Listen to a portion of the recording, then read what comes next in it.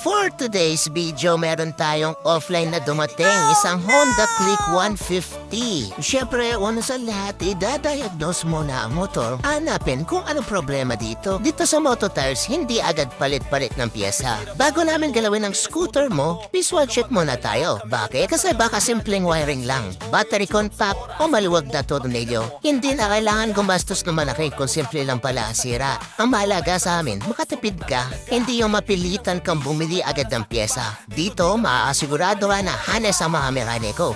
Kaya nung chinek ni Sir Van yung scooter, ito ang nangyari. Ayaw nang umandar ang scooter ni Sir. Kaya refresh na daw ang kailangan dito. Pero huwag mag-alala, hindi namin yan ibabalik sa inyo. Siyempre, explain mo na sa customer, may kailangan palitan kung may kailangan palitan.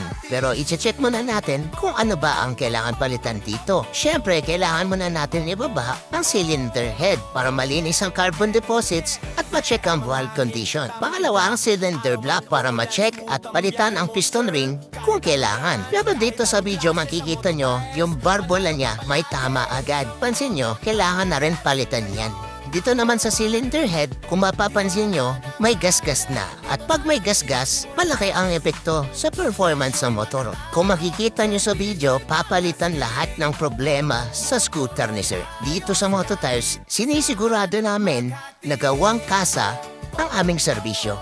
Pagkatapos magawa ang scooter at napalitan ang kailangan palitan, bumabalik na ulit ng tamang compression kaya mas malakas na ang hatak, mas tipid sa gasolina, wala ng singaw. Ang downside lang kapag bagong gawa pa lang, kailangan muna i-break in. Ibig sabihin, iwasan muna ang hataw at full throttle kasi nagsisiksikan at nag-a-adjust pa ang mga bagong pyesa. Kaya nung okay na ang scooter, nilabas ni Sir Aye para matest drive ng ating customer. Shout out sa mga magagaling nating mekaniko, si Sir Aye, si Sir Van at si Sir Wing. Dito sa Moto Tires, alaga ang motor mo.